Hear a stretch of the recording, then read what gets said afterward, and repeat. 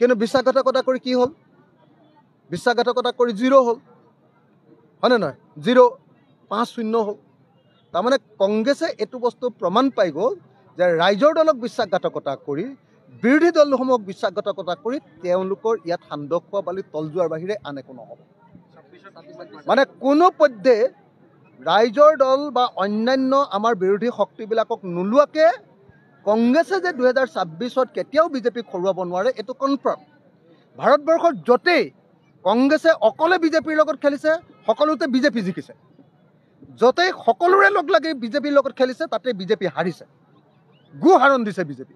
গতিকে 2026 আমি সকলোৱে একেলগে খেলিবই লাগিব। কংগ্ৰেছে এতিয়া দৌৰ মাৰি আমাৰ লগত আহিবই লাগিব। কংগ্ৰেছৰ কোনো উপায় নাই। কংগ্ৰেছে মুখেৰে যিয়ে নকওক লাগিলে, যদি বিৰোধী ঐক্যমঞ্চৰ লগত নাথাকে কংগ্ৰেছে 2026 হাৰণ দিব, বেয়াকৈ হাৰিব। সেইকাৰণে মই ভাবোঁ যে কংগ্ৰেছে 2026 ঐক্যবদ্ধ হ'বই লাগিব। মই আশা কৰোঁ কংগ্ৰেছে এতিয়া আৰু অহংকাৰ নকৰিব আৰু কাকো প্ৰতাৰণা, কাকো বিশ্বাসঘাতকতা কৰাৰ ৰাজনীতি নকৰিব। সকলো মিলি প্ৰথমতে বিজেপিক খেদি লওঁ, তাৰপিছত লাগিলে পিছত কংগ্ৰেছে অকলে যদি চৰকাৰ কৰিব পাৰে কৰিব। কিন্তু প্ৰথমতে আমি সকলোৱে মিলি কংগ্ৰেছ, ৰাইজৰ দল, AJP, CPM, CPI যিমান দল আছোঁ চবেই মিলি আমি আগতে বিজেপিক খেদাই লওঁ। বিজেপি খেদোৱাৰ পাছত তাৰপিছত অকলে অকলে যি কৰে কৰিব।